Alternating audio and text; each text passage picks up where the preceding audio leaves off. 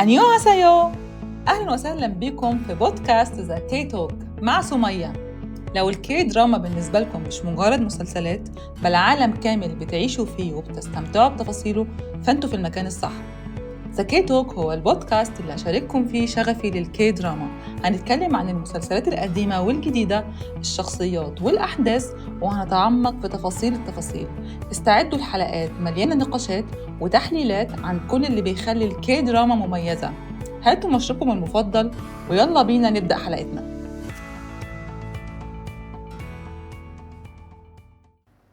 اهلا بيكم، ازيكم؟ عاملين ايه؟ يا رب تكونوا دايما بخير. اسبوع جديد وحلقة جديدة من ذا كي توك مع سمية. حلقتنا النهاردة مميزة جدا، حلقة مختلفة مش زي الحلقات اللي فاتت عشان معانا ضيوف.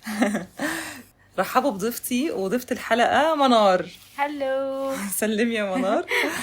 안녕하세요. عاملة ايه؟ ازيك؟ الحمد لله. ايه الاخبار؟ الحمد لله.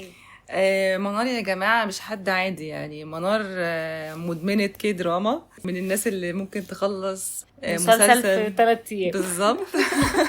وده اللي حصل في مسلسل النهارده. بالظبط. بمناسبة بقى مسلسل النهاردة، منار هي اللي قالت لي اشوفه بالظبط. وهي اللي حمستني عليه، حبته جدا فقالت لي لازم اشوفه، وانا كنت مستنية يعني يشد شوية عشان اشوفه على بعضه. فالمسلسل خلص وتقدروا تشوفوه دلوقتي كامل موجود، وانا شفته والنهارده جايين نتكلم عليه مش كده؟ ايوه. طيب خليني اقول لكم بسرعه قصتنا بتتكلم عن ايه بدون حرق، عشان الحلقه كلها هتبقى فيها حرق. مسلسل النهارده هو يعني مسلسل جديد لسه نازل، فهو انتاج 2025، ومسلسل من ساعة ما نزل وهو عامل ضجة كبيرة. ناس كتير بتشبهه بلافلي رانر، بس الحقيقة هو مش شكله، يعني مش شبهه خالص. أنا واحدة شفت المسلسلين وبقول لكم هو ممكن يكون شبهه في حتة إن هو روم كوميدي ومع حتة فانتازيا، فهو شبهه في الحتة دي، وكمان أبطالنا طلاب في المدرسة، فده مشترك برضو بين المسلسلين، ولكن القصة مختلفة تماما. مسلسل النهاردة هو هيد اوفر هيلز، او معروف بالعربي باسم الهيام في الحب. خليني يا منار اقول لهم قصة المسلسل باختصار، او ابيع لكم يعني الحدوتة. القصة بتتكلم عن سونجا اللي بتقوم بدورها الممثلة شو يي هيون. سونجا عايشة حياة مزدوجة، الصبح طالبة في الثانوية، وبالليل بتقوم بدورها كشامان أو عرافة، ومعروفة باسم جنية السماء والأرض. طيب في يوم من الأيام بيدخل عليها المزار بتاعها جيونو اللي بيقوم بدوره الممثل تشو يونغ وو. جيونو هو شاب وسيم جدا، ولكنه ملعون بسوء الحظ، ملعون باللعنة دي من سنين طويلة. سونجا بتقع في حب بطلنا من النظرة الأولى، ولكن الصدمة هنا إنها بتشوفه ماشي بالمقلوب، وده في عالم العرافين معناه إن الشخص ده قرب يموت أو فاضله بس 21 يوم ويموت. بيسموه يعني في لغة العرافين الميت حديثا. بالظبط. فبتقرر عرفتنا سونجا إنها تنقذ حبها الأول، وبتعمل المستحيل عشان يعدي 21 يوم على خير وما يحصلوش حاجة. بشكل غير متوقع بتقابله تاني يوم في المدرسة كطالب منقول للمدرسة جديد. من هنا بتبدأ قصتنا وبتبدأ الحدوتة. يا ترى هتعمل ايه؟ هتنقذه ولا لأ؟ وكمان جيونو هيعمل ايه لما يعرف ان زميلته في المدرسة عرافة، خصوصا ان هو عنده يعني مشكلة مع المعرفين، مش بيحبوهم. يا ترى مش بيحبوهم ليه؟ وقصص كتير وحوادث كتير، فدي حاجة كلها حاجات كتير بقى هنشوفها في المسلسل. ولو انتوا لسه ما شفتوهوش انصحكم جدا تتفرجوا على المسلسل. مسلسل مسلي، حاجة خفيفة صيفي، روم كوميدي خفيف، موده حلو، ألوانه حلوة، ما فيهوش دراما اوفر، يعني تقدروا تستمتعوا بيه كده وتطلعوا مبسوطين. لو انتوا لسه ما شفتوش المسلسل وقفوا هنا، ما تكملوش الحلقة عشان احنا هنحرق. احنا اصلا قاعدين عشان نحرق، عشان احنا هنحرق حاجات كتير. ولو انتوا شفتوا المسلسل حابة جدا تسمعوا الحلقة للآخر، وكمان تشاركونا بآرائكم وتعليقاتكم في الكومنتس تحت، او في اليوتيوب او على الانستجرام. ونخش بقى في الجد. يلا بينا. عايزة الأول أبدأ بالبطل والبطلة، نبذة عنهم يعني عايزين نتكلم عنهم لأنه هما الاثنين كممثلين الاثنين مميزين قوي على الشاشة، كميتهم طاغية جدا. فحاسة إن هما يعني قبل ما نخش في الاحداث، عشان حابه ان انا اتكلم على قوي تشو يونج وو بصراحه. على فكره يا جماعه الممثل ده ممثل صاعد، يعني ممثل لسه جديد. كنت عماله اقنع سميه بيه بطريقه اللي هو بقى والله بجد تمثيله تحفه. استني، هو لان هو شخصيته مش باينه قوي غير لما بتتفرجي. يعني هو من بره، يعني لما حد يشوفه بره في اي انترفيو او كده هو مش باين. يعني هو يا جماعه انا لسه عند رايي، هو لسه مش عاجبني تمام. بس انا احقاقا للحق لازم اقول شاطر. ان هو كممثل شاطر.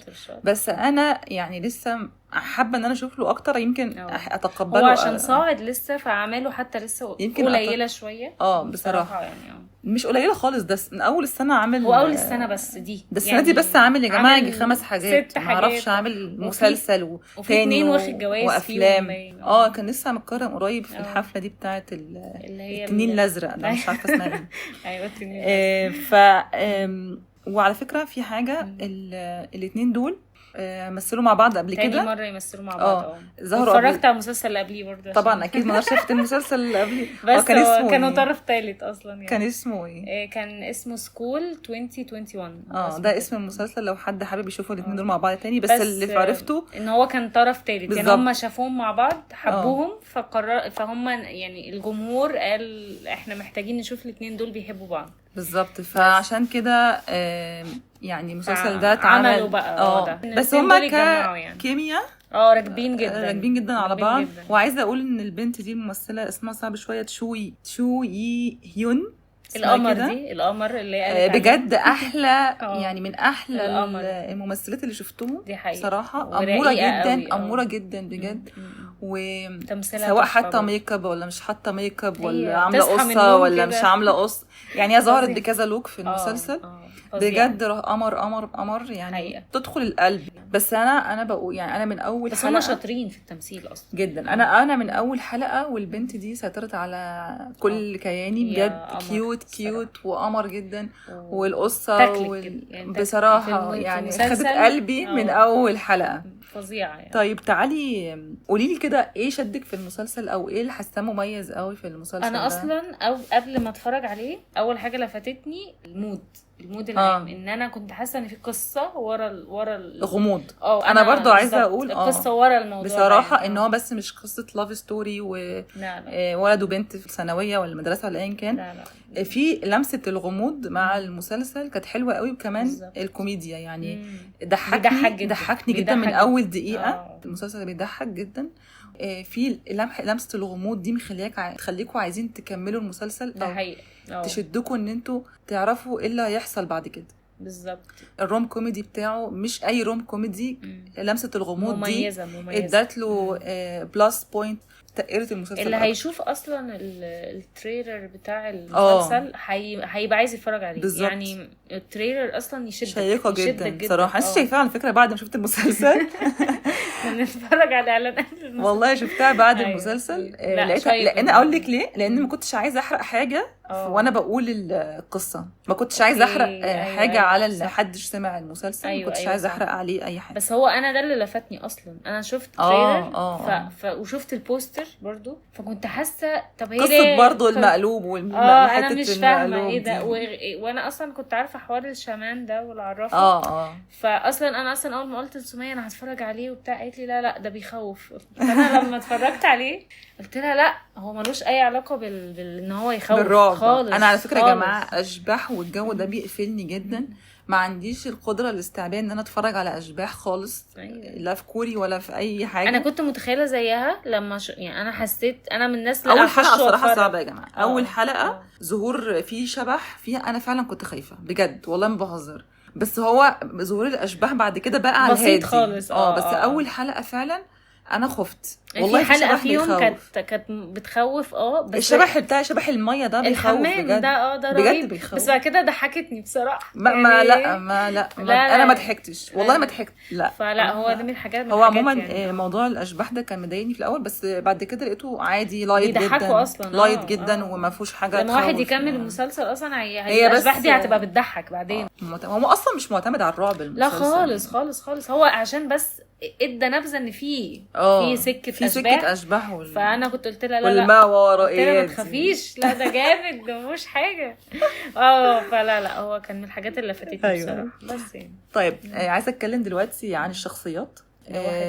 الشخصيات عندنا شخصيات كتير، مش كتير قوي بس يعني علاقتهم مثلث الحب بتاعنا. عندنا طبعا مثلث حب طبعا. أيوة. عندنا سونجا وجيونو وجيهو. جيهو هو صديق البطله، صديق سونجا ده. جيهو ده برضو قلبي، ده برضو بصراحه يعني عمل دور حلو قوي. وانا دايما بتعاطف مع الطرف الثالث، يعني اكتر طرف ثالث تعاطفت معاه هو ده. انا كنت لسه هقول حالا بجد، هو ما فيش طرف ثالث كده اصلا، يعني ما فيش طرف ثالث شفته في مسلسلات مثالي جدا، ما شفتش كده، مثالي جدا بجد.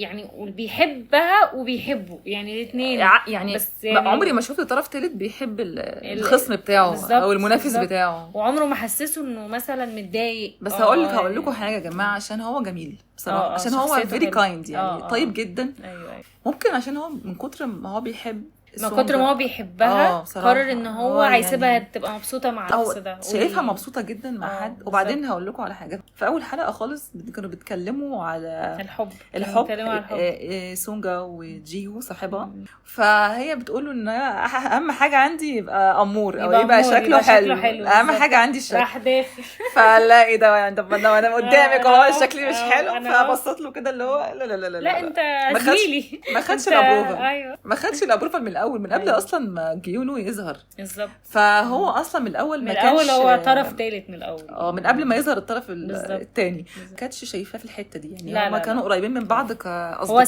ساعدها في الاول كتير، وكان الوحيد اللي عارف سرها. كل دي حاجه برضو عجبتني جدا، ان هو كان عارف ان هي عرافه. الوحيد اللي كان عارف في المدرسه ان هي عرافه، وكان بيداري عليها كتير، لان هي كانت مخبيه الحته دي. لما بتنام يداري عليها، مش عارفه يحصل لها ايه يعني. هو الوحيد اللي كان في ظهرها فعليا يعني. هو كان لدرجه ان هو ساعات كان انا نفسي بتضايق عليه، اللي هو يعني لا ما تبقاش كده، بقول لك ايه، ما تحبوا حاجه ثانيه ده يعني. والقهره ان الشخصيه دي ما لقيتش حد يحبها في الاخر يعني. ما كان نفسي يلاقوا له بنت تحبه، وهو مثلا يبص لها. خساره شخصيه زي دي تبقى قاعده لوحدها في اخر مشهد، كلهم قاعدين جنب كل واحد بارتنر بتاعه، هو الوحيد اللي مش عاجبه. المسلسل اتقسم كابلز وهو قاعد كده لوحده. بجد كانت حاجه بالنسبه لي يعني ليه شخصيه زي حلوه زي دي ما تولفش يعني. هو دوره كان حلو قوي، وعمله حلو قوي. انا للاسف مش عارفه اسم الممثل، بس يعني اعتقد انه بيجي بدور تالت كتير. بالظبط على الاغلب، ولا انه واضح متعود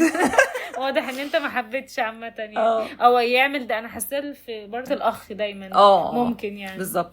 عندنا كمان في الشخصيات اللي هي امها الروحيه، احنا عندنا سونجا يتيمه او مش يتيمه، اهلها مش موجودين، اهلها سابوها يعني. اغلب اهلها سابوها الام دي عشان تربيها، لانهم كانوا من النوع اللي بيستفيدوا من ورا بنتهم، من قصه انها عرافه وكده.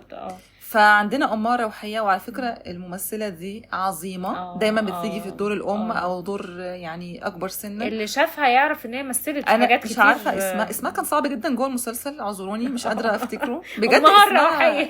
احنا هنقول الأم روحية، مش هنقول لما نيجي نتكلم عنها هنقول الأم روحية أو أمها بس، مش هنقول أكتر من كده. بس هي ممثلة قديرة جدا وشاطرة جدا في التمثيل، ودايما حضورها مميز يعني. تكون موجودة في أي مسلسل بتقله. بالظبط.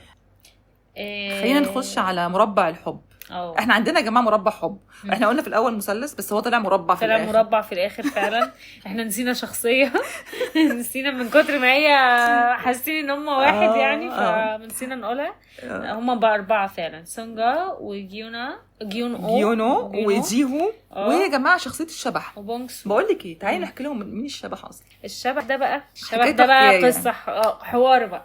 هو يعني جيونو من هو منحوس يعني، فهو قرر ان هو في اخر يوم في 21 يوم يبهرنا ويعمل حركه ما ينفعش يعملها، يتلبس. فكروا ان هو يتلبس يعني عندنا سونجا من اول المسلسل بتحاول تنقذه بالظبط. يعني اللي خلاه يتلبس ان هو يا جماعه ادرك ان هي يعني بتساعده، فهو كان عايز يساعدها. هي كانت بتمر بموقف صعب. هنيجي دلوقتي للقصه دي، الموضوع ده في قصه في نقطه تحولات الشخصيه. بالظبط. فللاسف ان هو في اليوم ال21 اتلبس بشبح او روح ما روح عظيمه او بس شريره، روح شريرة. يعني كبيره، تمام. يعني روح من كتر ما هي شريره. عندنا الروح الشريرة دي اللي هي بونغسو. بونغسو، او هي سمت سونجا اطلقت هي اللي عليه سمته كده، اطلقت عليه الاسم ده بالظبط. لانه ما ما كانش كانش لاقي عارف اسم. ما كانش عارف اسمه. فسونجا بتطلق عليه هي الاسم اتصاحبت ده. عليه فقررت تسميه عامة. فللمفاجأة ان الشبح يا جماعة برضو بيحب سونجا، فاحنا كده عندنا 3 بيحبوها. بالظبط. فهو ده مربع الحب اللي كنت بتكلم عليه. بالظبط. شاطرة جدا في التمثيل، ده ودايما حقيقي. حضورها مميز، يعني تكون موجودة في اي مسلسل بتتقله. بالظبط. طيب انا عايزه ادخل بقى عشان الناس ما تتوهش مننا في العلاقات وتطورها او نقاط تحول الشخصيات. خلينا نتكلم عن شخصيه او البطلين الرئيسيين بتوعنا. هو سونجا هي سونجا وجيونو. سونجا اصلا يا جماعه هي صحيح ان هي عرافه، بس هي طول عمرها نفسها تعيش حياه عاديه، عشان كده هي ما كانتش قايله لحد ان هي عرافه. بالظبط. عشان هي متخيله انها بعد ما تتخرج هتروح بقى تروح الجامعة وتسيب خلاص موضوع العرافة ده ترميه ورا ظهرها، بس ده طبعا ما بيحصلش لأنه صعب جدا إنسان يتربى بالطريقة دي ويعني ويقدر يطلع من القصة. ده الصراع بتاع سونجا من قبل حتى ما يظهر جيونو، إن هي نفسها تعيش حياة بنوتة طبيعية جدا في المدرسة، تروح الجامعة وخلاص تتحب وتحب عادي زي البنات. ده كان حلمها ان هي تلاقي الحب اللي هي الحياة العادية. حتى كان مدرس استنكر عليها الحلم ده، يعني اللي هو انت لا اكتبي حلم عادل يا حاجة، انت تتخرجي. ايه الحلم ده؟ تعالي هنا اكتبي حلم عادل. طب ما يعني اديني حاجة قوية. هي فعلا كانت بالنسبة لها ان هي تتخرج، ده كان تتخرج مع ناس بتحبها، كان يعني حاجة يعني هي بتحلم بيها لأنها نفسها تبقى إنسانة طبيعية. بالظبط. يعني موضوع إنها تشوف الأشباح تعيش حياتها مع الناس اللي بتحبهم وتبقى عايشة حياة كده. موضوع إنها بتشوف الأشباح ده مش حاجة هي اختارتها أو عايزة تكمل فيها، يعني ومش فرحانة بيها. يعني هي كذا مرة وضحت إن هي عانت في حياتها بسبب الحوار ده. عانت وهي صغيرة بسبب الحوار ده من أهلها، من المدرسة اللي كانت فيها. بالظبط. فهي وضحت. بس انا عايزه اعليه عتاب على الخط ده. هم ما وضحوش ازاي اهلها سابوها وازاي الام الروحيه دي شفتها. كان نفسي يعني يقولوا، بس وضحوا ان هي عانت. هم جابوا لنا بس المعاناه بتاعتها، بس ما وان هم كانوا بيستعملوها ان هم ياخدوا فلوس. بالظبط، بس بيستغلوها. لكن سابوها ازاي؟ امها الروحيه دي خدتها ازاي؟ ما نعرفش. يعني ما نعرفش. من ثغرات المسلسل لقينا صوره فجاه ان هي بتديهم فلوس او بتديهم حاجه وخدت البنت ومشت. أيوة. يعني بس ما عملتش اي حاجه. ما نعرفش ليه بقى، ايه اللي خلاها تعمل كده، ما نعرفش. بالظبط. فسونجا لما بتقابل جيونو في البازار ودخلها بالمقلوب، بنشوف زي حلم او رؤيه او حاجه من ماضيها. في بنوته بتديها عروسه بالمقلوب، خدتي بالك؟ حاجه فلاش باك كده. واحده بنوته صغيره بتقول لها ان هو ده الشخص اللي هيبقى نصيبها او كده، وهي كانت كل شويه تعدله، لان طبعا هم عارفين كعرافين ان هو لما يخش بالمقلوب ده معناه ان هو ميت لا محاله يعني. ايوه. وانقاذه صعب جدا. حتى انا بنحاول بنشوف ان هي حاولت تنقذ واحد قبل كده. ايوه. يعني ومات في اخر برضو يوم او اخر لحظه. بالظبط. فالموضوع فعلا صعب، يعني فوق قدرات العرافين نفسهم. وهو بيبقى زي قدر، هو زي قدر يعني. هيسيبك هما بالنسبه لهم يعني انت لو دخلت عليا بالمقلوب فانت ميت يعني كده. فميت دي معناها ان انت يعني انا مش عارفه اساعدك غير لو انا اتدخلت. ايوه. فبنشوف لما هي بتشوفه وبتقع في حبه من النظره الاولى. بالظبط. وهو مقلوب يعني. وهو مقلوب يعني. وهي بتخش طبعا لان هو وافق اول شرط عندها. شكله حلو. انت امور، شكله حلو، دخلت قلبي خلاص ابروف. بس كان عندها شرط تاني وعجبني جدا. لما سالته انت لو حد محتاج لك، لو شفت حد بيعيط ومحتاج لك هتعمل ايه؟ فهو راح بص لها كده وقال لها هقف جنبي. هواسيب انه انا اقف جنبه. مش لان انا ما اعرفوش مش هقدر اكلمه. فهي يا جماعه سالت السؤال ده عشان وهي صغيره كانت بتعيط وما كانش الناس يعني حد بيلتفت ليها خالص يعني. فالموضوع ده كان مؤثر جدا بالنسبه لها. فعشان كده سالت السؤال ده لو شفت حد غريب. وحصل ان هي شافته من بعيد يعني. هي كانت بتراقبه لانها كانت بتحميه. لا كانت رايحه للست اللي هي كانت بتحميه. ما هي كانت بتحميه في الفتره اللي بتحميه فيها. فشافت ان هو من بعيد. كان واحده بتعيط يعني. كان عندها تدور على حاجه نوعا ما لقيتهاش. فوقف جنبها لغايه ما هديت بطلت عياط وراح ماشي. فهي صدقت ان هو فعلا بيعمل كده. أيوة، مش ان هو بيقول هيعمل كده، هو فعلا بيعمل كده. المشهد ده كان على فكره دايما بيعملوا كده، بيأكدوا على الكلام اللي على بيقولوه، كلام اللي يعني لو بيقولوه انا على فكره ده افعال مش اقوال بالظبط. فكانت حاجه ظريفه، دي كانت حاجه لطيفه. وطبعا هو كده خلاص وفى الشرط التاني، خلاص يا معلم انت كده انت دخلت قلبي وربعت خلاص. انا ده بص من بعد المشهد ده، وده حبي الاول. هي اصلا مقرره من اول ما شافته ان هي هتحميه، وده حبي انا الاول هحميك. خلاص ده حبي الاول، ومش ماشيه تقول في شرط كل الناس مش شرط انا هحميك، يعني ماشيه تقول له ما وديو، ده حبي الاول يا جماعه. ما حدش انا هحميه. بتقول له حتى لما شافت مامتها تقول لها وانت هتحميه ليه؟ عشان انا بعشقه انا بحبه. ما كانت تقول لها راحت باصه كده بتحبيه ازاي؟ بحبه بجد يعني من قلبي.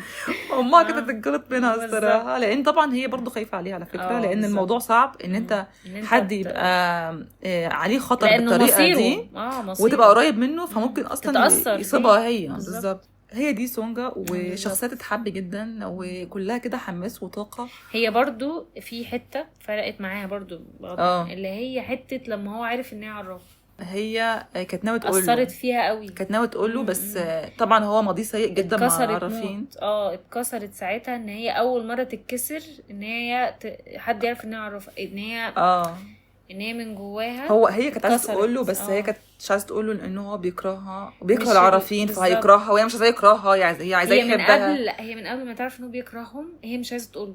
لا كانت عايزه تقول له يا بنتي، لان هي عارفه ان الناس بتحب مش بتحب العرافين، الناس كلها مش هو بس. كانت ناويه تقول له اصلا هي عشان تعرف تنقذه، بس لما لقيته اجريسيف جدا مع العرافين فخافت انها تقول له، فما تعرفش تحميه، فيقعد يبعدها عنه، مش تعرف تحميه. بالظبط. هي وانس ان هو عرف اصلا بقت واحده تانية، تحس ان هي انطفت بقت كل حاجه بقت تعيط، وكل حاجه بقت انطفت. كانت مشرقه ومتفائله، وبعد كده فجاه احنا لقينا واحده طول حلقتين بتعيط مثلا. ده من نقاط تحول شخصيتها برضو. لما عرف النظره كانت على وشها رهيبه، وكانت اعتذرت له واعتذرت له جامد، ولكن هو رفضها تماما، لانه هنعرف بعد كده ان جيونو عنده مشكله صعب جدا مع العرافين. ده هنتكلم في شخصيه بقى، هخش عليه دلوقتي.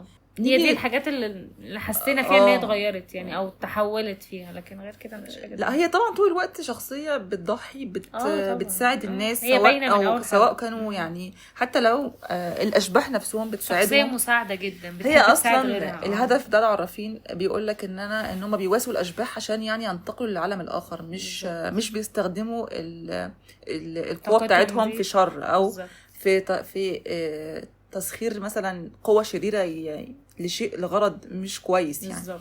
فهو ده المفروض ان هو هدف العرافين، ولكن بعد كده بنشوف في المسلسل انه في ناس شريرة، في عرافين شريرة. بالظبط.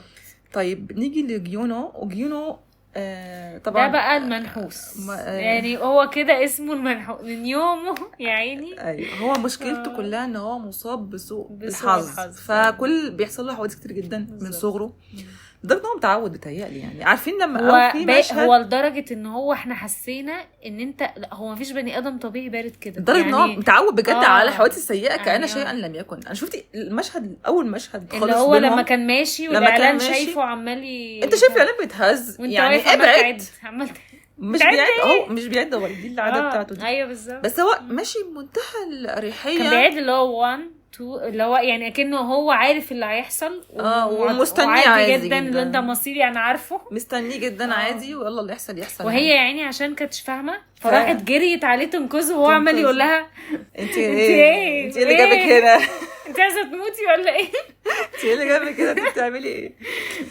بس يعني هي كانت بتحاول تنقذه لكن هي ما كانتش فاهمه ان هو فاهم اصلا متوقع ده جدا يعني. هو اصلا مهيأ طول سنين حياته ان هو بيتعرض لمشاكل زي كده، ومع الوقت فهمنا شخصيته احنا ما كناش فاهمينها في الاول يعني، من كتر ما هو كانش بيتكلم بالظبط. هو بجد كاول كام حلقه احنا ما قافل بقه على طول، اللي هو سمعني صوتك قافل بقه يا جماعه، وعليه قفه بقك انت هتدرس وحبهان. انا مش عارفه، انا دي حاجه مقفلني من الممثل بصراحه. بجد وشه هو شاطر جدا ان هو عارف يعمل كده، وهو ما بيتكلمش. انا يمكن لو شفته في حاجه تانية يعني اشوف جانب اخر لما شفتيه في بونكسو عرفتي ان هو يعني عرف يعمل ده هو وعرف يعمل تقريبا ده. قاصد بقفه البق دي، هو يعني قاصد هو إنه قاصد كده. يبان تنح. آه. كنت بقول لها التنح كنت راح بقول التنح لها جه ده التنح عمل التنح سوا من أيوة. كتر ما هو تنح وشه بجد خشب. ايه ده؟ هو شاطر قوي انه عمل دور واحد بارد فعلا. هو دور واحد سايب الحياه كلها تروح تخبط فيه وهو قاعد كده. هو قاعد فعلا مش لا يبالي، في حرفيا لا يبالي باي شيء. بس بنعرف ده بنعرف بسبب بنعرف بسبب السبب حاجات انه تخيلوا يا جماعه ابوه وامه رموه، حرفيا رموه مش عايزين يشوفوه. عيلته كلها طبعا متشائمه منه، الواد ده منحوس كل ما بيقرب بيحصل حاجه.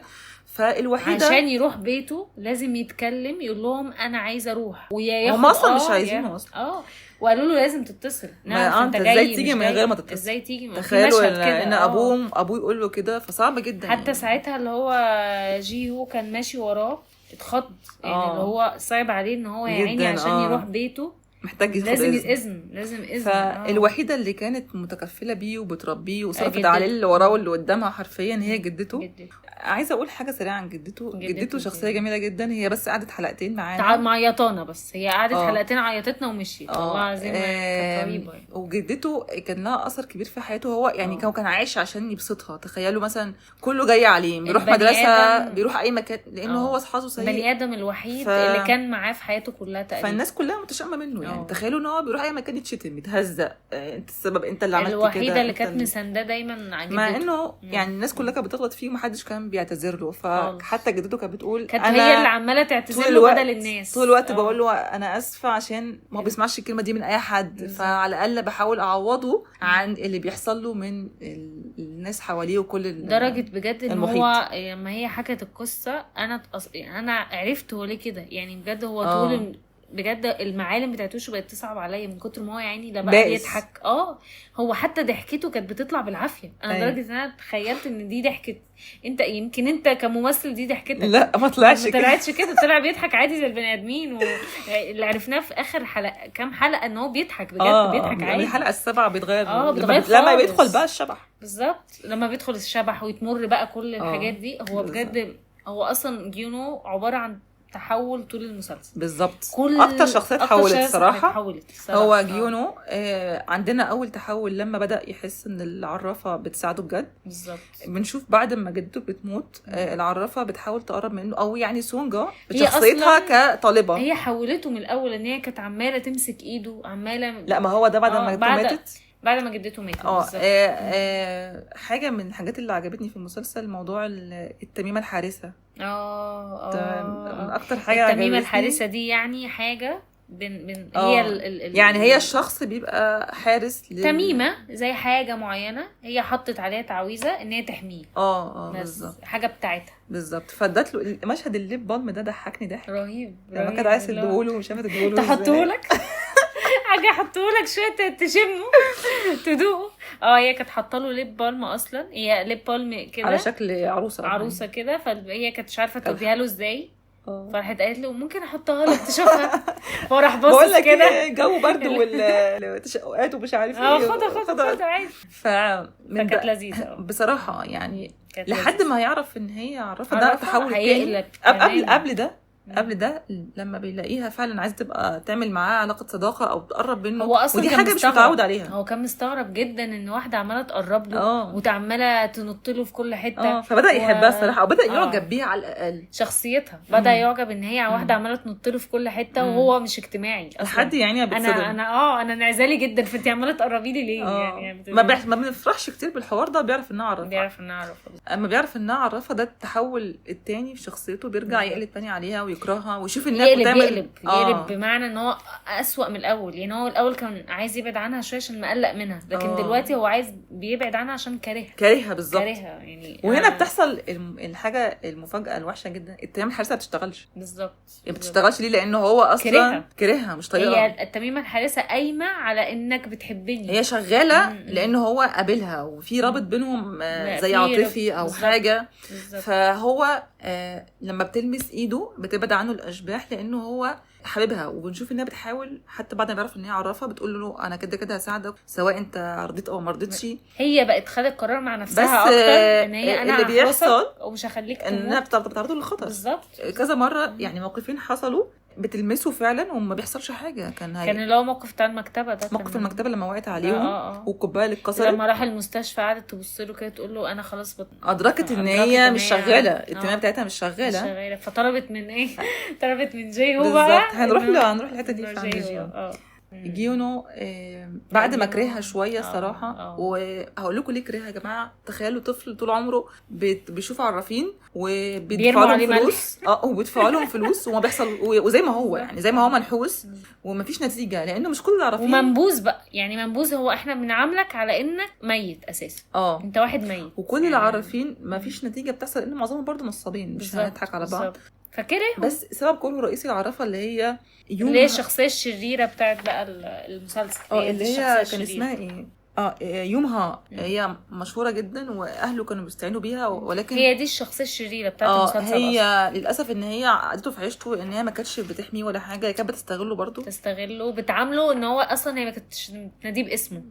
الميت راح الميت جه بالظبط يعني كده. فهو كان عنده تروما كبيره جدا من ناحيه العرافين ان هم كلهم نصابين وحراميه. واللي اثر فيه اكتر ان هو اول ما شاف سونجا اصلا شافها مع يومها وهي ما تعرفش يعني سونجا ما تعرفش الهيستوري بتاعهم، شافها مع الشخصيه دي. خلاص بقى هو بالنسبه له الاثنين انتوا صحاب بقى، انتوا صحاب بقى، انتوا شله بقى واحده بقى وجايين تتكاتروا عليا بجد. هو شافها كده، شاف سونجا نصابه. شافها ان هي بتعمل كده اللعبه وما صدقهاش. خلاص بعد الموقف ده هو قفل منها جدا وما صدقهاش بعد ما حاولت تقنعه او تتكلم معاه وهو ما ولذلك هي لجأت لانها تقترح على جي هو ان هو يكون تيمة حارسه لجيونا، عشان هي مش قادره خلاص تحميه انيمور يعني. هي خايفه عليه. هي انا قررت ان احميك انا باي طريقه. بالظبط. انا بقى هي بتقول حتى كان في موقف تقول انا عرضته للخطر عشان انا صممت ان انا اللي احميه. ان انا اللي احميه. يعني انا كنت ده من طموحات تحول شخصيتها برضو ان هي ان هي كانت مصممه ان هي اللي تحميه، ولكن ما ادركت خلاص ان مفيش ملجأ غير ان انا كده هسيبه يموت. خلاص لازم نلاقي حل. بس ساعتها بقى قررت تخش على ايه الشخصيه اللي بتحمي المسلسل كله سايبه نفسها. والله جيونو برضو بعد ما بيرجع يتقبلها تاني ويحبها. بعد كده رجع يتقبلها. ده احنا هنعرفه بعدين بشخصيه بعد شويه. بعد شويه بيكتشف ان هي فعلا يعني طيبه ومش شريره ومش بتعامله كده. ان هي بجد بتضحي قوي عشان تحميه. انا بحبك بجد يعني. بس هي يعني لا هنعرف ان المشهد اعترافها بحبها كان خطير الصراحه. مش عارفه انت فاكراه ولا لا؟ لا فاكراه. لما بتلبسوا الروح اللي هي ايوه فاكراه. لما بتلبسوا الروح الشريره هو اصلا بيروح البيت المهجور ده عشان يساعدها، لان هي كانت دخلت هو قرر ان هي فجاه مشيت فخاف عليها فراح وراها بالظبط. تمام. فالمكان اللي هو داخله ده كان اصلا هو يومها اللي هي الساحره الشريره كانت عامله فيه الروح الشريره، كانت عامله فيه كمان تعويذه ان هو لو الشخص ده دخل هنا تلبسه. فاهمه؟ كانت راميه صورته جوه البيت المهجور ده بالزبط. فاول ما دخل اتلبس على طول، روح الشريره دخلت فيه. وهنا بنشوف قوه الرابط بين جيونو وسونجا. لما روح الشريره دخلت جواه كل ما يلمس سونجا يرجع جيونو روح الشريره تشيل ايديها يرجع بونكسو اللي هو العفريت اللي هو الروح يعني. المسلسل كله احنا قعدنا بقى قعدنا كتير قوي في القصه دي. عباره عن تاتشز يعني، عباره عن هي بتمسك ايده وانس ان هي بتحضنه بيرجع تاني وانس ان هي. بس على فكره ده برضو اللي قوى علاقتهم في بعض، لان جيونو كان اول مره حد اصلا يقرب منه اصلا. يقرب منه او يمسكه ان حد اصلا يلمسه، لدرجه ان هي كانت مثلا تمسك ايديه كده. وده على فكره حاول فيه حاجه ان هو خد على عاتقه ان انا هحميها بقى يعني. كفايه عليكي كده، انت تعبتي قوي 21 يوم بتحاولي تحميني وتقربي مني عشان تحميني. ده فرق جدا في فعلا تحول شخصيته قدام. لا هو اصلا الموقف ده من ساعه لما انا خلاص انا اللي بقيت همسك تعالي بقى انا احميكي. لا كمان لان هي اعترفت بحبه يعني هي كانت فاكره ان هو الروح، كانت ماسكاه وكانت فاكره ان هو الروح وتقول له ارجوك سيبه ده ما بقالوش غير يوم بس. طب ولا انت بتعملي كده ليه اصلا؟ لا انت بتعملي كده ليه؟ عشان بحبه. قالت له عشان انا بحبه. وهو اصلا كان جيونو عشان هو ماسك ايديها. هو ماسك ايديها بس هي ما كانتش لسه عارفه القصه دي. ما كانتش تعرف. كان فرجع بونج سو تاني وجري قاعد يجري. فضلوا بقى يا جماعه في لعبه القط والفار دي شويه شويه. على فكره في نفس الحلقه هو قال لها كمان انا معجب بيكي وبحبك على السطح. هي كانت فاكره ان هو متضايق ان هو مثلا قاعد او هو متضايق ان هو فهي قال لها لا انا اصلا مبسوطه، انا اصلا كمان بحبك. بالظبط. فكانت حلقه ظريفه. وبعدين من بعد الحلقه دي بداوا يبقوا بقى كيان واحد، يعني خلاص هو بقى ايه بقى في صفها ويلا بقى ننزل من الروح الشريره دي. مبسوط اصلا ان هو اتلبس يعني. انا بقيت حاسه انه في وقت من الاوقات ان هو مبسوط ان بونج سو ان هم لازقين في بعض. ان هو طبعا هنا جيهو كان بيموت، كان بينهار من الغيره. اللي هو مش عارفه اعمل ايه دلوقتي. طب انا دلوقتي هخش فين يعني؟ مفيش حته اقعد فيها. هو اصلا ما كانش فاهم حوار اصلا اللي هو البونج سو من الاول. هو ما كانش فاهمه من الاول. لما قعدوا وشرحوا له اللي هو انتوا هتفضلوا لازقين في بعض كده. لا يا حبيبي كده ولا ايه؟ لا شوفوا شرفه تانية معلش. اللي هو لا ازاي. مشهد اصلا برضو هنتكلم عليه عن لما نيجي عند جيهو ان هو مشهد اعترافه لسونجا وهو جيونو قاعد ماسك ايديها قاعد اصلا ماسك ايديها وقاعد يعني بيقول لي انا اول مره اشوف طرف ثالث بيعترف والطرف التاني موجود. ويعني ومعاهم طرف رابع اللي هو بونج سو.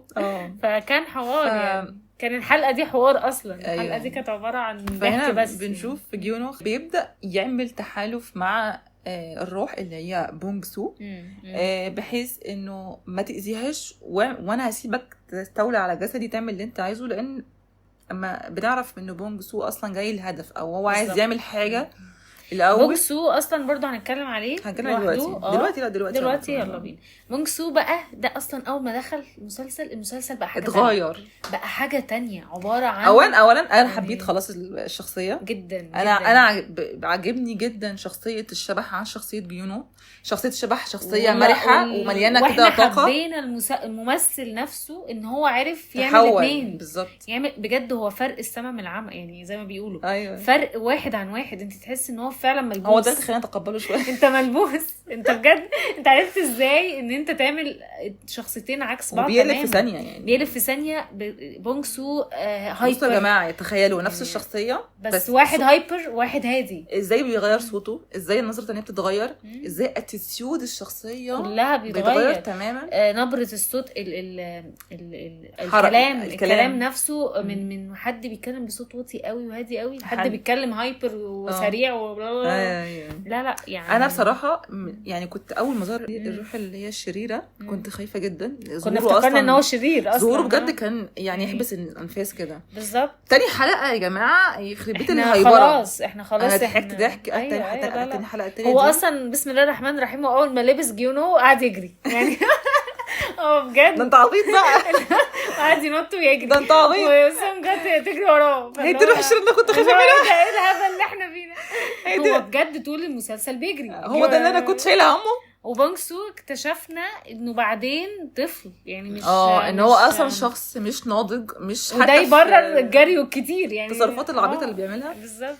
بس هو برضو على فكره في جانب شرير لانه هنشوف بعد كده ازاي هو استخدم التعويذات وكده عشان كان عايز ان هو يفضل قاعد. عايز المبرر بتاعه ان انا عايز اعيش. فهو اصلا ده تعيش ليه؟ انت ميت صباح ممكن تفوق.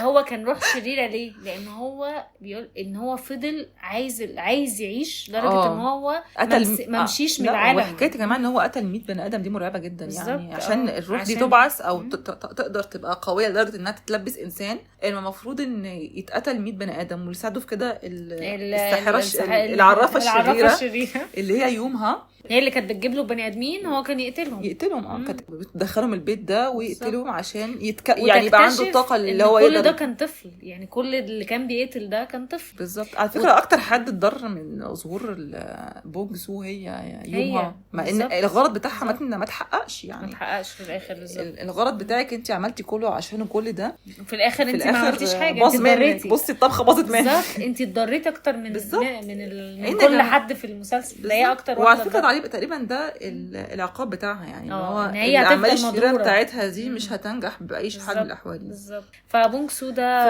سو شخصيه كانت لطيفه جدا حبيتها جدا وبنى علاقات مع كل الشخصيات. عارفين يعني بنى علاقه مع سونجا ومع جيونو ومع جيهو. فشخصيه قويه جدا وجذابه جدا وحتى مع اصدقائهم مع زمايلهم في المدرسه هي كانت في لحظه حست ان صحابهم بيحبوا شخصيه بونج سو اللي هي اصلا جيونا. بس هو محدش يعرف طبعا ان هو مش اللي هو ان هو الشبح. ليه ما حبيتوش جيون، شخصيه جيون اصلا الاصليه؟ مش هو عشان عيان حضرتك. هو جيون ده حد يحبه؟ ما يتحبش. انت الوحيده اللي بس هو فعلا كان عشان من اللي حصل له. انا فعلا مشفقه عليه ان هو كان كده. هو فعلا في الاخر بس هو اتغير يا جماعه، في الاخر بقى شخصيه تانية، بيتغير بقى بيضحك، من ضمن تحول شخصيته برضو ان هم حبوه، ان هم حبوه على شخصيته. لا هو ان هو اتغير اصلا. انا هو قصدي كده ان هو نفسه اتغير باللي حصل له. بس على فكره هو مش بايده يعني. هو لما اموره اتعدلت هو نفسه هو بقى كويس بالظبط. ما ده اللي انا بقول لك عليه. لما عارفه ليه؟ لان علاقه واحده يعني كويسه اثرت فيه، ان هو ان حد بيحبه او انه لا سونجا بتحبه بجد. مجرد ان واحد بس حسسه ان هو مقبول، ان هو مستعد ان هو يتقبله. هو الولد بقى اتغير تمام، بقى بيضحك، بقى بينطلق. اخر حلقتين بقى واحد تاني. ما كانش فيه بونج سو، كان بونج سو طلع من جسمه خلاص، ولكن بقى ليه صحاب، بقى ظريف، في واحده بتحبه، بقى ظريف كمان. لا بقى ظريف مع الناس من حواليه بالظبط، وبقى بطل بقى في الرياضه اللي بيحبها. موضوع الرمايه ده برضو كان عجبني جدا، كان جميل جدا، لايق عليه جدا. انا بحب جدا الكوين لما بيحشروا الرياضه في كل شخصيه بالزبط. يطلعوها مثلا بتلعب رياضه معينه. بحس دي حاجه مسج يعني، بتخلي الناس اللي هو شوفوا الرياضات، بحس انها مسج من ورياضات مختلفه، مش رياضات مثلا ان هي طبيعيه اللي هو مثلا كوره نحشر الكوره في اي حاجات برضو مميزه جدا. رمايه مثلا محتاجه يعني بيخليني بعد كل مسلسل عايزه ادور على اللعبه دي. انا عايزه اشوف بيلعبوها فين. الرمي مثلا هم عندهم الرمايه اللي هي القوس، والرمايه اللي هي السلاح. القوس والسهم غير السلاح. فعندهم الرياضتين مشهورين جدا. فكل حلقه الحته دي بحبها في كورين قوي. بصراحه. فبونج سو يا جماعه شخص انا حبيته جدا، حبيته اكتر من جيونا. وتحولات شخصيه محدش متهيألي كرهه يعني، محدش اتفرج على المسلسل ده كرهه يعني خالص. وبعدين عنده تحولات في الشخصيه يعني، من اول في الاخر غير الاول. في الاول كان اللي هو جاي يخرب بس. بعدين بدا يتعاطف مع هو جيونا. في الاول كان عنده هدف، كان عايز يعرف حاجه. بعدين هو حس بخطر، فلا انتوا عايزين تمشوني من العالم، لا مش عايزه امشي، انا هلزق هنا. وبعدين في حاجه ان هو حب سونجا بالظبط، ما قدرش يكرهها مع انها عرفها برضه. هو استغرب اصلا في الاول هي بتعامله كده ليه. حبها جدا وحبها بجد يعني، حب العشاق مش حب عادي. بس طبعا هي ما بتشوفوش اصلا. انت شبح، انت في جيونا اصلا، انت واخد جسم حبيبي. انت اصلا يعني انا بنقذه منك حضرتك. ونشوف ان هو حس بالفرق المعامله. حس بفرق المعامله اللي ما بين ان انت بتعامليني ده كبونج سو ولما بيتحول لجيونا. لان هو هيجي في بعد كده في المسلسل لما بيستحوذ على جسم جيونا ما كانش بيلمسها. لو تاخدي بالك لما استحوذ عليها لا بقى بيلمسها وما يتحولش. قبل ما يستحوذ عليه ما كانش بيلمسها، ما كانش بيعرف يمسك ايديها، ما كانش قادر يلمسها، لان كل ما بيلمسها يا جماعه بتتحول. بالظبط. فلما استحوذ على جسمه بالكامل، لما جيونه بدا يسمع ويشوف وكمان يشم ريحه الاشباح، فكده هو فبقى شبح زيهم. فقدر يستحوذ على جسده بالكامل بالظبط. وهنا بيبدا يلمس سونجا وهي ما بتعرفش ان هو الشبح. هي فاكره كل ده ان هو جيونا بالظبط، لغايه ما حته بسيطه عرفت ان هو هي طبعا ده. فاجئنا كلنا مش احنا اصلا كنا فاهمين ان ده جيونا كلنا لغايه وقتها فاكرين ده جيونا عادي. قدر يمثل كويس قوي. لا ان هو شاطر فعلا. لا كمان بونج سو قدر يعمل هو نفس الممثل. هو بجد انا عماله اقول لسميه والله اتفرجي ده شاطر يعني، من كتر ما انا كنت بجد مبهوره. بجد مبهوره ان الولد حسسنا في لحظه ان هو مثلا بونج سو وهو طلع جيونا، او مثلا ان هو جيونا بقى هو بونج سو في لحظه. انا ما كنتش عارفه يعني انت عرفت تعمل كل ده ازاي؟ ما اعرفش. وكمان بعد كده بنشوف انه بونج سو بيتعاطف جدا مع سونجا لما قررت ان هي تختفي اصلا، لما قررت انها تديله جسمها بدل جسم جيونو، ان هي تبقاش موجوده اصلا. يعني خلاص بيتعاطف معاها جدا وكمان بيساعدها. انه بيعيط في وقت من الاوقات ان انا خلاص انا عايزه اطلع، انا عايزه امشي، انت مش عايزاني امشي. ايوه هي اللي مش عايزاه يمشي، اللي هو انا عايزه لا طبعا عشان عايزاه يعيش. هي صعب عليها ان هو عايز يعيش وهو مش عارف. هي تعاطفت معاه برضه، فخد تعاطفت مع الحدوته بتاعته، لانه هو يعني هقول لكم بسرعه الحدوته بتاعته. هو كان جندي جندي صغير صغير في الحرب. قاصر صغير فعلا. واللي حصل ان هو اتصاب في الحرب وكان ومات عايز لوحده. مات لوحده، كان وحيد وكان عايز بس يوصل الخاتم بتاعه لمامته. لمامته.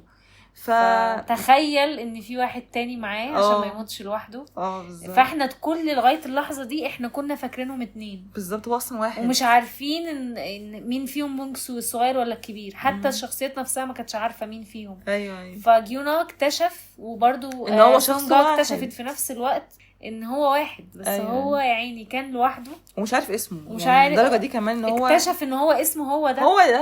هو ده اسمك هو يا ما كانش حبيبي. عارف يا حبيبي هو ده اسمك والله. اللي هو اكتشف وقتها لما هم قالوا له. هو لما طول هم من ساعه ما بقى في جسم هو جيونو كان مش بيدور فاكر. على اسمه، هو مش وكان فاكر بيدور اسمه. على الحجر اللي منقوش عليه اسمه. وهو لما شاف اسمه هو نفسه مش عارف كان ان ده فاكر ان اسمه. في 2. ايوه، هو كانش مقتنع ان مش عارف انا ان ده اسمه. فلحظه ادراك ان هو اسمه كانت مؤثره كانت جدا. مؤثره جدا. وان هو وخلاص يعني هو ده تخلى عن الحياه خلاص. ان هو مش عايز ده يقعد. السلام بتاعه، او هو ده اللي كان مقعده يعني. بص عليهم وضحك ان هو وتوكل على الله بقى.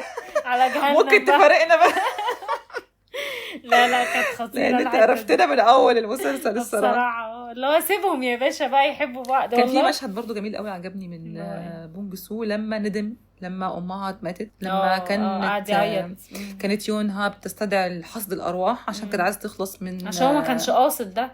كانت هي عايزه تخلص منه لانه خلاص هو مش بيلبي لها الطلب اللي هي عايزاه. كانت هي عايزه تخلص منه. هي اللي كانت عايزه تخلص منه. فهو انتقم منها. قعد يقول نفس التعويذه بالظبط ليها هي عشان ليها للعرافه نفسها. فهي امها الارواح يروح لها. ولكن اللي بيحصل ان ام سونجا هي اللي ضحت عشان هي اللي بتموت. وهنا بنشوف على وشه مشاعر وملامح. لاول مره اشوف على وشه ملامح ندم شديده ان هو شفناها بيعك الدنيا. ان انا عماله اخرب. بس شفناها تاني لما برضو لما سونجا خد جسم سونجا بدات تتلاشى. وبدات هي كمان سونجا لما عايشه في عالم الاشباح فبدات تنسى. بالظبط. بدات تنسى هي مين وبتعمل ايه ولا لا ولا كانت بتحب ايه وما كانتش بتحب ايه. فبدات كمان كروح تختفي. يعني تبدا تختفي. وهو كان مقهور ان هي قاعده. انت ليه بتعملي كده؟ اللي هو انا عايزه انا امشي. لا هي كانت تقول له لا. أيوة. اللي هو عايزاك انت تعيش عشان انت نفسك تعيش مش انت عايز تعيش. انا اديتك جسمي. خد بقى عيشتي خد جسمي. بس تضحيه كبيره منها الصراحه. ضايقتني منها بجد بصراحه. وما كانتش يعني ما كانت هو كان ميت. يعني هو ما تسيبيه يولع بجاز. ما تسيبيه يغور في ده. هو انا حاسه ان هي عملت كده لان هو ما كانش مقتنع. هي برضو يا جماعه في حاجه إن ما كانش مقتنع من جواه. في حاجه هي ما كانتش عارفه ازاي تواسيه او ازاي تخليها تنتقل للعالم الاخر. بالظبط. دي اللي هي خلاها اصلا ان هي تضحي. هي خلاص مش لاقي حل. ان هو يسيب جيونا. في الطبيعي ان هي لما بتقابل شبح بتحاول تساعده ان هو يروح العالم التاني. ايه اللي خلاها تعمل كده؟ ان هو مش سايب جيونا. انت عايز تموت جيونا عايز تاخد جسمه. وده اللي خلاها. وانا مش عارفه اوديك للعالم التاني. طب تعالى بقى خد جسمي انا. وعبال بقى ما نشوف انت يعني عبال ما نلاقي حل. المشكله يا جماعه ان هي لما بتنتقل عالم الارواح هي ما بتقدرش تحل. لان هي ما بتبقاش هي روح ما بتبقاش بالظبط. ما بتبقاش اصلا موجوده في الحياه وما عندهاش قوه العرافين او بالظبط. بنت عاديه في عالم تاني ما تعرفش تعمل فيه. وكمان بتبدا تتلاشى بقى. تنسى يمين لان عدى سنه. في الحته دي شفنا برضو حته في جيونا ما شفناهاش قبل كده اللي هي انه يضحي بقى عشان كل يعني الآية اتقلبت. ان هي بدل من كل المسلسل ان هي اللي بتحاول تساعده بقى هو في اخر كام حلقة هو اللي بيجري عشان يساعدها. خلاص انا اموت وهي تعيش. في اخر حلقة هو قرر ان انا والعرافة نموت. وهي سونجا اللي تعيش اصلا بقى. يعني ان هو اتفق مع كمان الروح البونج سو لما لبس البنت لما لبس العرافة. ما كانش في حل تاني. ان هم يطلعوا بونج سو من اللي هي فيه الا انه يخش جيونا وجيونا يموت. وانا هموتك ببونج سو. يعني هو ده كان الفكرة بتاعت العرافة. الكومبو ان احنا هنموت احنا الثلاثة. يعني اللي هو فطبعا ساعتها برضو كان ما قلناش في الحته دي مثلا سونجا تحولت ان هي قررت ان هي تعيش. انها خلاص انا مش عايزه اعيش كده. هي افتكرت يا جماعه وهي قاعده كده في الحلم بتاعها ده. افتكرت هي مين وبتعمل ايه. وافتكرت ان هي عرافه وشافت اتخضت لما صحيت ما لقيتش جيونا. اتخضت ولقت الرساله الغريبه دي اللي سابتها لها. كل حاجه هتتحل لما تصحي. اللي طبعا هي جرت عليهم وهي اصلا عشان هي عرافه قويه جدا عرفت تفك اللعنه دي او تنقذ جيونو اللي هو تنقذ بونج سو. تنقذ جيونا جيونا لا، مش وتنقذ تنقذ، العرافه. يعني تنقذ جسد جيونو بونكسو ان هو ما تساعده ان هو ينتقل. ما هي دي بالنسبه له انقاذ، يعني ان هي انقذته. ايوه بالظبط. شخصية بونج سو كانت جميلة جدا، وعجبني مشهد لما قعد يعيط لما كان في جسم سونجا، لما قعد يعيط وقعد وسط اصحابها. ما ده انا قصدي عليه. ان هو ندم قد ايه، ندم ضيع حياتها كمان. لا، وضيع حياتها، يعني ضيع لها سنة من حياتها. في جملة اتقالت اصلا واصحابها اتخرجوا وهي قاعدة ضايعة. في جملة اتقالت منه اصلا في الحتة دي، اللي هو انا ندمان ان انت اللي مش موجودة. شفتي الحتة دي؟ ايوه انا بستحقش ابقى هنا، انت تستحقي تبقي هنا بالظبط. وقعد يعيط، واحنا انا اصلا وهم اصحابها كانوا مستغربين هي بتعيط ليه، وجيونا فهم ان بونكسو اللي بيعيط. ان هو ندمان. هو الاثنين اللي كانوا فاهمين الوحيدين هو بيعيط ليه، هي بتعيط ليه، جيهو وجيونا، ان هم فاهمين اصلا ان دي مش سونجا، مش هي، وهو اللي بيعيط ان هو ندمان ان هي هو اللي قاعد مكانها مش بالزبط. هي. فدي كانت حته برضو كانت رهيبه، يعني كانت اثرت احنا فينا كلنا. اصلا يعني حسينا بلمحه بني ادم فيه بصراحه. بتهيألي كده خلصنا كلام عنه، ما فيش كده خلاص، ما فيش شخصيات تانية. لا، في عندنا جيهو يا جماعه بسيط. هو دوره باختصار بسيط قوي. دوره باختصار ان هو بيساعد، داعم، موجود دايما، بيعمل اي حاجه وكل حاجه عشان بس يساعد سونجا وهي تبقى مبسوطه. بنشوفه هو اصلا وانس هو موجود عشان بونكسو تبقى مبسوطه، اللي هي سونجا تبقى مبسوطه وفرحانه. بنشوفه بيساعدها لما يبقى عدي على اللي عمله. بنشوفه بيساعدها ان هي لما طلبت منه يبقى تيمة حارسه. في الاول ما كانش موافق على فكره، بس عارفه ايه اللي خلاه يتعاطف مع جيونو لما شافه بيكلم البنت الغريبه دي بالزبط. وبتقول له عايزاك تموت وتموت صعب عليه. هو اصلا حب جيونا من الاول. ليه؟ ان هو شايفه بجد غلبان. الولد كان ضحيه المجتمع بجد. بالظبط. قد ايه هو عارفه شخصيه طيبه، شخصيه داعمه، حتى لو الشخص ده يعني مش احب شخص القلبي، بس حتى انا هساعده. هو اول ما اتعرف عليه على جيونو مش قادر يكرهه. قال له بص انا بحبها على فكره. يعني اصلا اول ما قال له انا بحبها، يعني اصلا من الاول كده بسم الله الرحمن الرحيم كده. هم علاقتهم اصدقاء اكتر. حلوة. اصدقاء اكتر. وكمان لما جيهو عمل نفسه تيمة حارسه لجيونا يعني قربوا من بعض اكتر، وبقى في بينهم رابط صداقه كده قوي. بغض النظر بقى عن موضوع سونجا وان هم بيحبوا نفس البنت والكلام ده. لا، هو كون رابطه مع جيون اصلا من الاول. كانت حاجه ظريفه جدا. عجبني ان هو لما اختفت وقعد عاش معاه وبيعملوا اكل. لا، وخاف عليه لان هي كانت موصياه. هي افتكر يخليه معاه، ان هو يخليه معاه عشان ما ينتحرش. فاكره ان هو عشان هو كان في شبح انتحار وراه. ايوه فعايزاك تفضل لازق فيه، ما تسيبوش. هو التاني كان فاهم. انا اللي عاجبني قوي في جيونو ان هو كان فاهم ان هي اللي بعتاه. ما اعترضش. هو بس اصل جيهو يتحب برضه، يعني شخصيه لذيذه جدا وطلع منه مشاهد كوميديه كتير ضحكتني. تحفه. فشل اعترافه اصلا دي لوحدها كان حلوه قوي. وكمان كان هو البريمو بالنسبه لي. ده احلى مشهد اللي ابهرني بقى ان هو كمان ساعد بونج سو وعمل معاه رابط كويس قوي. لا، فاكره لما كان في اخر كام حلقه، اخر حلقه او قبلها، لما كانت الساحره دي الشريره كانت قعدت تكلمه كده وتهدده ان هي هتقضي عليه ساعه قبل ما تجيب له حصد الارواح. ايوه كان هو ماشي وراه ولقاها، ففهم خاف عليه. فهم ان في حاجه. أيوة. فاخدوا كده ومشي اخدوا بعيد عنها ومشيوا. وده اصلا حبه لجيون برضو، ان هو برضو خايف على الاثنين. ما هم الاثنين كانوا في اسم واحد. شخصية جيهو جميلة جدا واحلى طرف ثالث شفته في الدنيا. اتفرجوا على مشهد اعترافه وهتنبسطوا. واخر حلقة وجع قلبي جدا وهو ماشي، حتى هو شافهم مع بعض. احنا كلنا اصلا دخل يعني شافهم نايمين. ما حدش اتفرج على المسلسل ده وحب مصير الولد ده بصراحة. اما عمل لهم يا جماعة اكل وعمل لها اكلة مفضلة. عجبني قوي مشهد. عارفة لما طلعت ماشي. لا قبلها لما طلعت من الأوضة وقالت له قال لها انا عارفك من خطوات رجليك. ايوه عارفك من مشيتك. هو ازاي عارفها كده؟ هو ازاي ده؟ هو جيون اصلا نفسه ما عرفهاش. عارفه المشهد ده وجعني اكتر. والله العظيم اكتر من كل اللي فات ده، لان فات ده كان هو قد ايه هو قد ايه بيحبها، وقد ايه انه جيون في نفس اللحظه هو ما عرفهاش على فكره. هو كان داخل فاكره لما كان قال له خش في وقت كده وقت الطور. الوقت ده الوحيد اللي ممكن روح البنت تبقى فيه. فدخل بقى زي لهبل بقى قاعد بقى اللي هو وبحبك وبتاع. طلع ان هو بونكسو في الاخر. مشاهدي المفضله برضه. لا بيضحكني يعني معنى كده ان حبيبها نفسه ما عرفهاش، ان جيونو لسه يا جماعه طبيعي، ما هو جيو عارفها. عارفها اكتر من عارفها وقت قصدي اطول يبين لك قد ايه ان الطرف الثالث ده محب يعني. لا وكان يعني هو كان يعني عارفها كويس لانه قعد معاها اكتر، قعد معاها برضه من اكتر جيونو طبعا.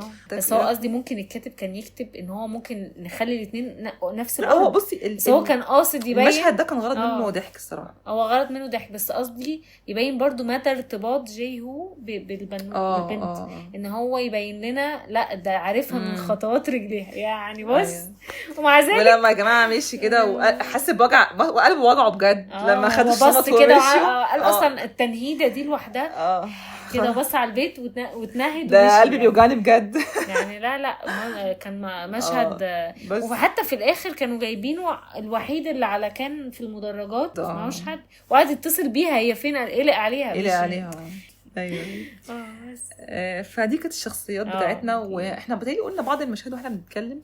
عايزه تضيفي اي مشهد مؤثر او مشهد معلم معاكي من ساعتها؟ احنا تقريبا حكينا كل حاجه اتأثرنا بيها. حكينا يعتبر المشاهد اللي اتأثرنا بيها قوي يعني. معظمها يعني مثلا في الضحك وفي برضه في التأثير. انا اكتر حاجه اثرت فيا مشهد موت الام، قبل مش مشهد موت الام، مشهد موت الجده. انت كنت قلتي لي موت الجده. مشهد موت الجده يا جماعه، يعني ايه اعيط في تاني حلقه في مسلسل روم كوميدي؟ انتوا بتهزروا؟ انا معلش انا ما اتفقتش على كده معلش يعني. اللي هو وهي اصلا بتقول لي، بقول لها لا انا اتفاجئت بتحط ايديها كده على رجليها، طلعت شبح يا لهوي.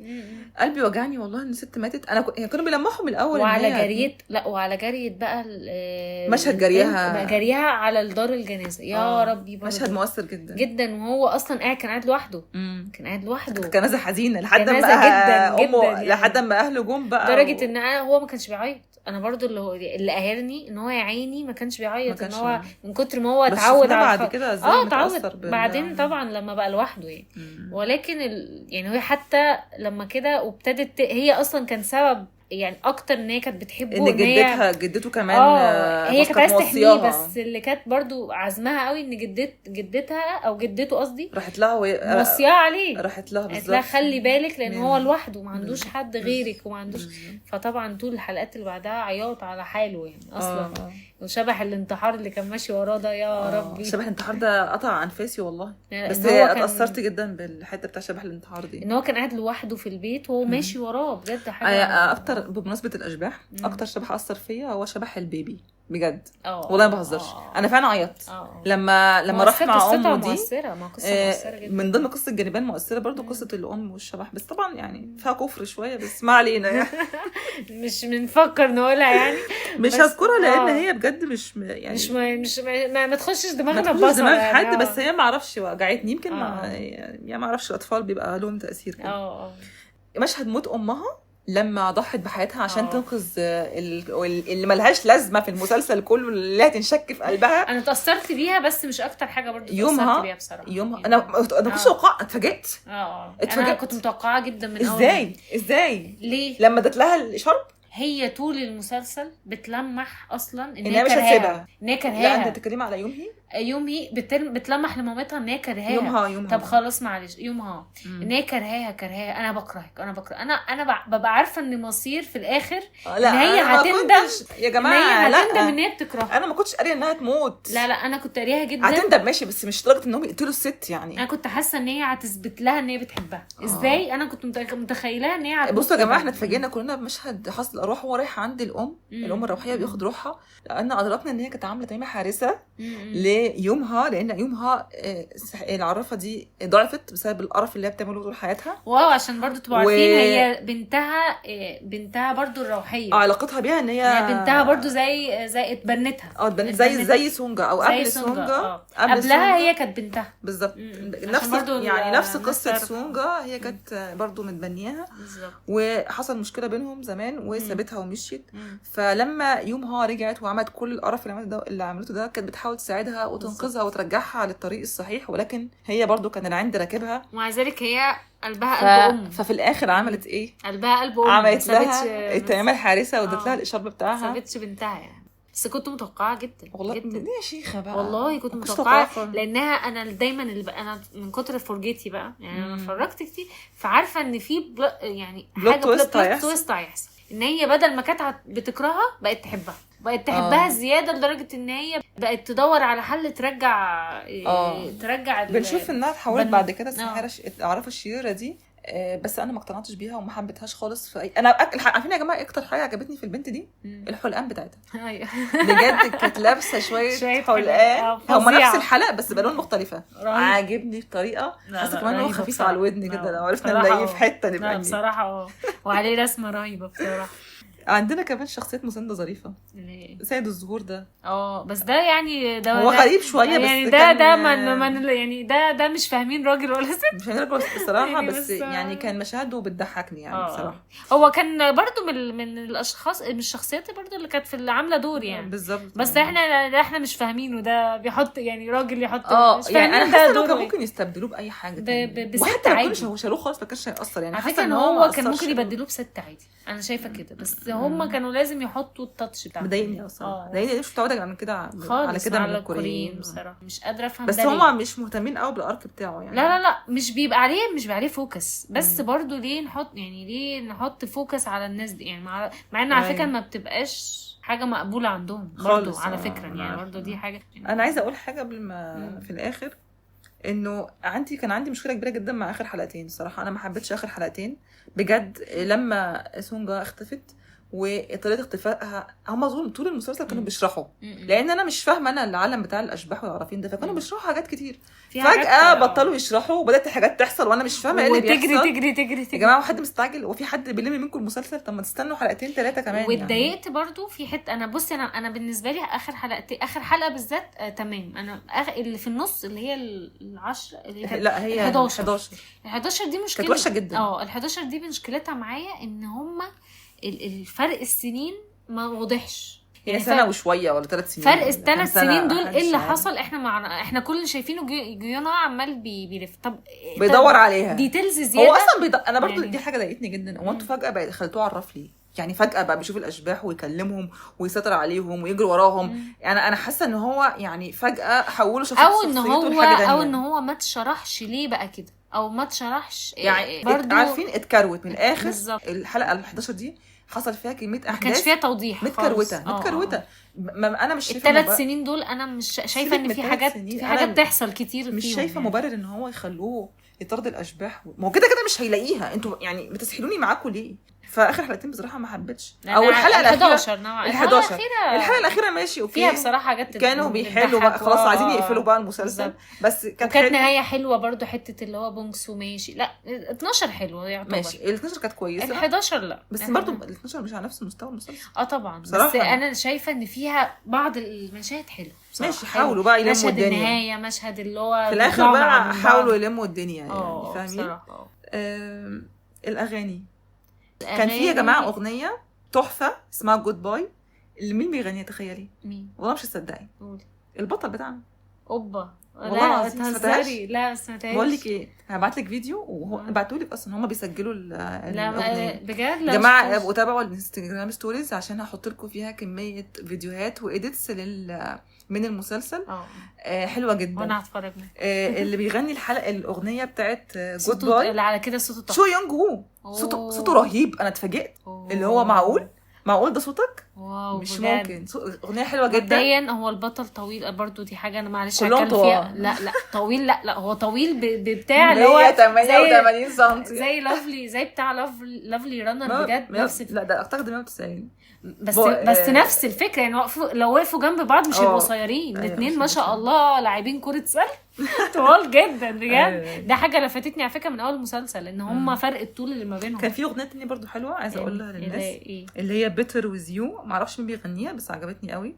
الاغاني في المسلسل ده مش مميزه قوي بس الاغنيتين دول عجبوني جدا الصراحه. الالوان قبل الالوان حاجه تانية عجبتني الانترو كان حلو قوي. الانترو حلو وكله عجبني ان هم جايبين خلفيات كل شخصيه يعني لما يجيبوا مثلا سونجا يجيبوا المروحه والالوان بتاعت لبسها ولذيذه انترو حلوه وحتى ما كنتش بقلبها حتى ولا انا بصراحه حتى الخاتم بتاع الشبح الحلق بتاع الساحره والفانوس ده اللي كانت بترقص بيه. لا دي تلزي في والفراشه دي بترمز للام. كان في فراشه كده في الاخر بتظهر بترمز للام فعجبني عجبني جدا حتى وجيهو جابوا له اللعبه دي اللي هي الروبوت ده في الانترو. فالانترو ظريفه جدا وحلوه جدا، وكمان التايبوجرافي بتاع اسم المسلسل حلوه جدا، كيوت حلو كيوت موت. كيوت. لا هو طبعا مش هنتكلم عن اخراج تحفه.